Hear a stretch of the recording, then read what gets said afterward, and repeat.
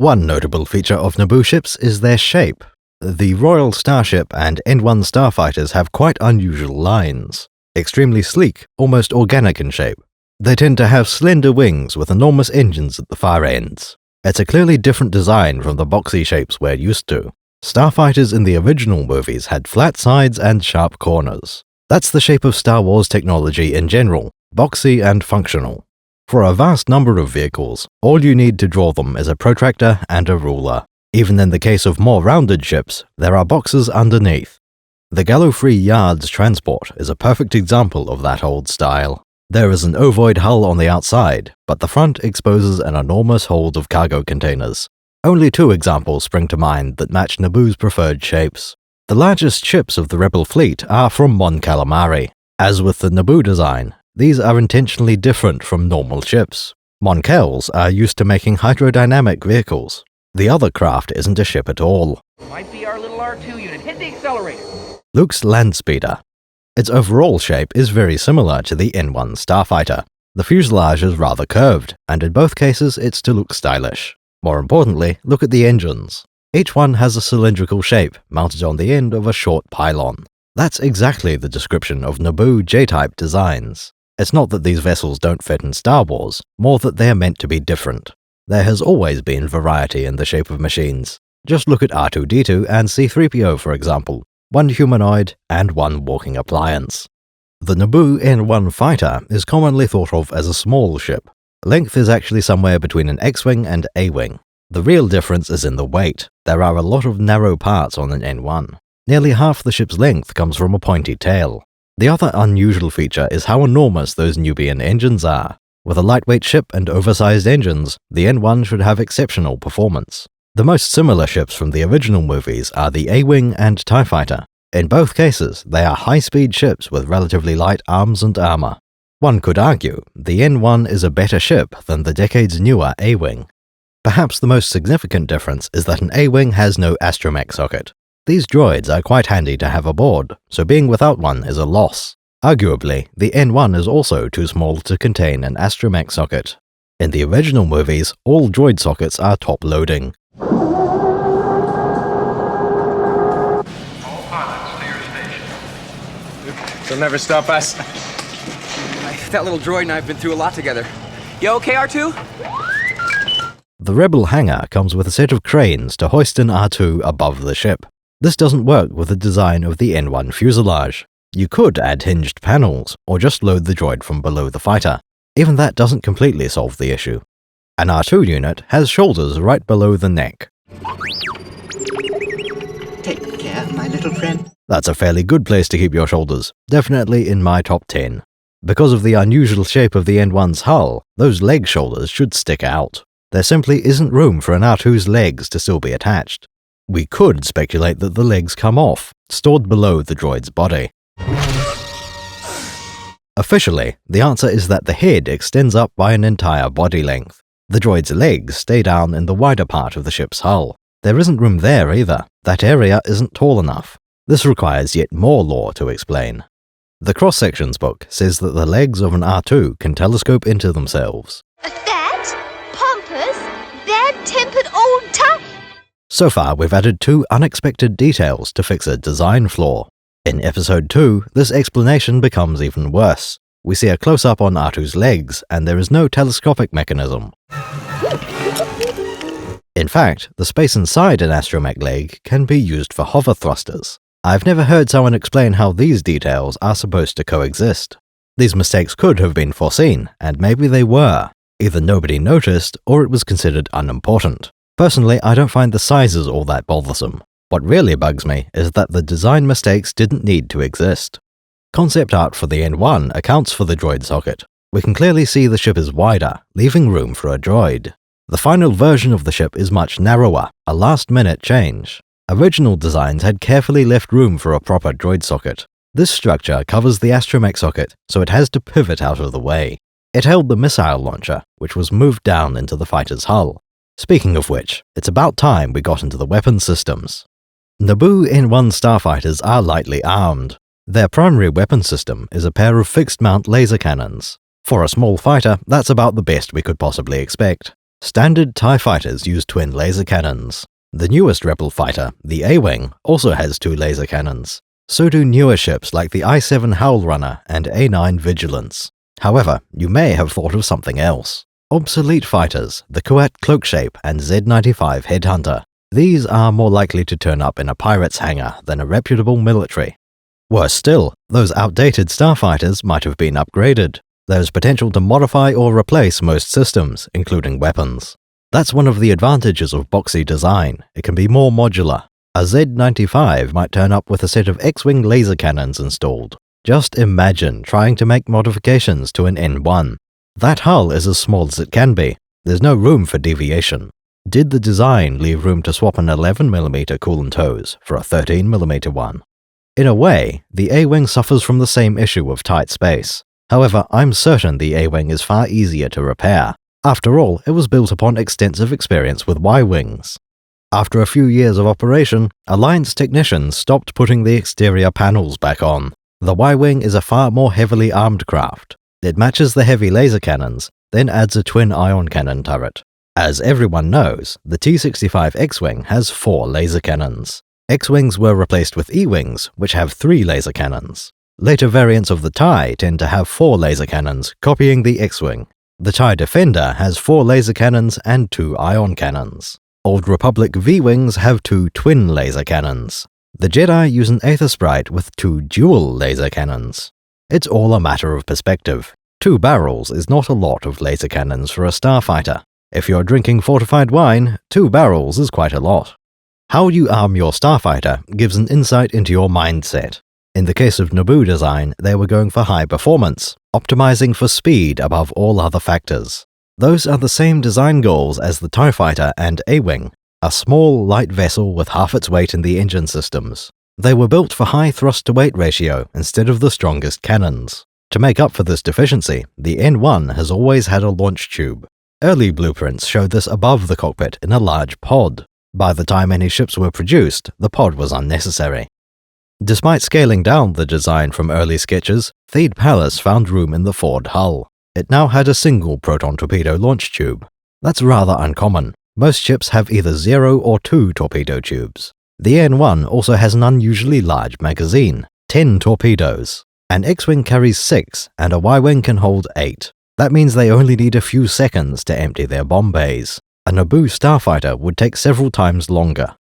The N-1 features a set of 3 long tails. Like the Queen's ship, 2 extend from the center of the engines.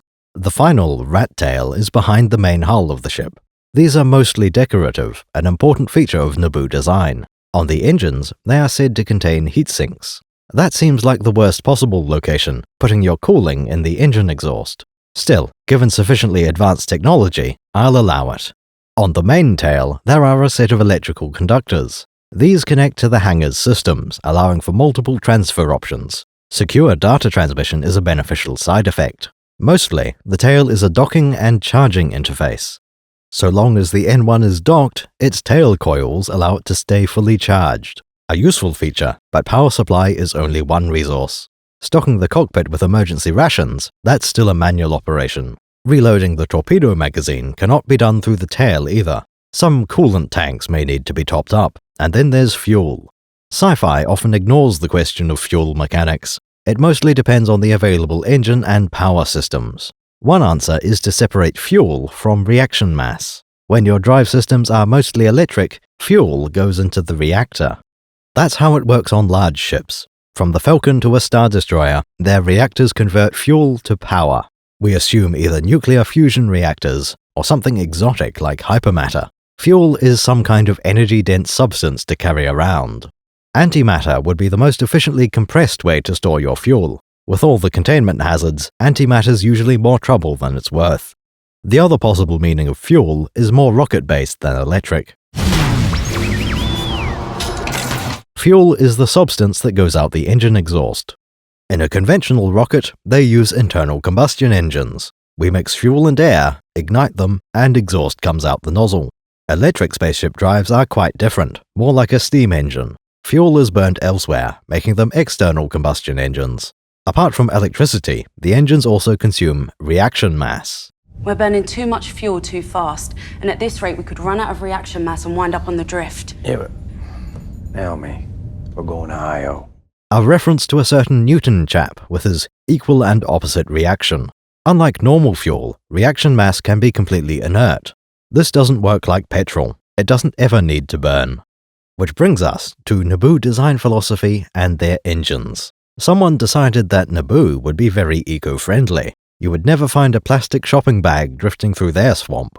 This extends to their clean-burning spaceship engines. As with the Naboo Royal Starship, most components are from Nubia. The N-1 Starfighter uses modified Nubian 221 radial sublight engines. We covered radial engines when discussing the J-type classification. In short, radial engines are inherently more efficient and high velocity. Naboo then modified these to reduce harmful emissions. I have two objections to this. You'll be malfunctioning within a day, you nearsighted scrap pile. First of all, I'm not convinced there is any burning inside the engine. Second, the emissions should not be harmful either. The reaction mass used in sublight engines can take many different forms. We see mention of the Falcon using volatile liquid metal fuel. That makes perfect sense to me. A nice, heavy magnetic substance. Han is going for high performance above all else. If you're concerned about exhaust emissions, just use a different reaction mass. Surely, nobody would object if your exhaust is pure argon. All I can infer here is that N-1 engines run hot in multiple ways. They are high-power systems that cause a lot of waste heat. In a less literal sense, hot refers to exhaust velocity. Naboo tweaked the Nubian engines to use more electricity, less reaction mass. That really does reduce the amount of engine exhaust. Overall thrust stays the same, fewer particles ejected at higher speed. The Naboo concern about pollution seems completely baseless. Starfighters are often considered too small to carry a full-size reactor. Instead, they carry fuel cells or power cells. This is where the Royal Hangar's charging sockets become relevant again. Supposing the entire system runs on batteries, a charger makes sense. That is my conclusion for the N-1. There is no fuel aboard, only reaction mass. Other starfighters, like the X-Wing, have a power converter installed. This approach burns the contents of fuel cells in order to keep the power cells charged. I think that gives us a decent understanding of the N-1. Quite a nice little ship, artfully designed and capable. For the needs of the Naboo military, they are ideal. Naboo has no empire to patrol, no long-standing rivalries. Their goals are completely different from the Rebel Alliance or Empire. The N-1 is a short-range fighter, just like the TIE. No, it's a short-range fighter.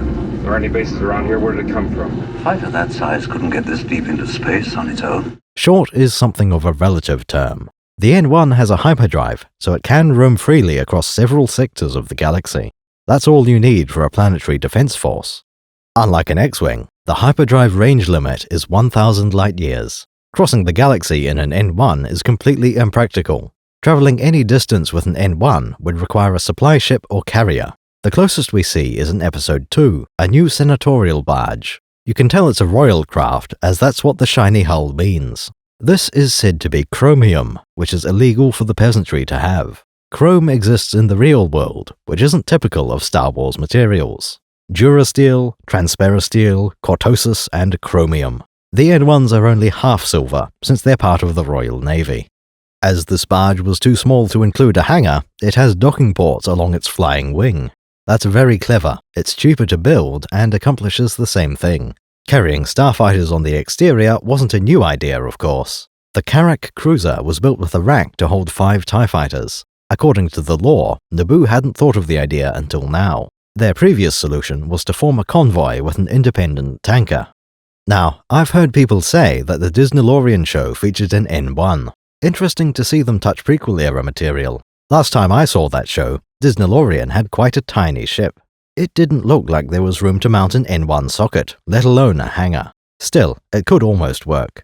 Since Mandalorian armor is airtight, he can easily transfer between ships. Park his long-range ship in orbit, then just open the airlock and move to the cockpit. With a rocket pack, crossing the gap should be trivial. It does strain credulity a little, but I'll allow it.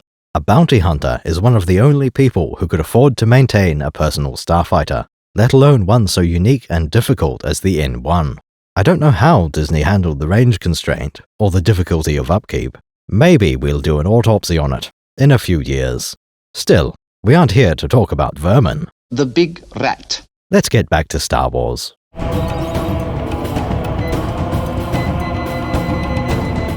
If you've seen a few of our videos and feel like we've earned your support, please take time to check that you're still subscribed to the channel. Leave a like perhaps. Fiddle with the notification bell so you're notified as soon as we upload new videos. Why not join us on Discord? We promise it's only half as bad as that sounds. This installation has a substantial dollar value attached to it. Fucking A. If you'd like to support us financially, consider becoming a patron or clicking join under this video. YouTube members get access to Imperial rank insignia in the comments section.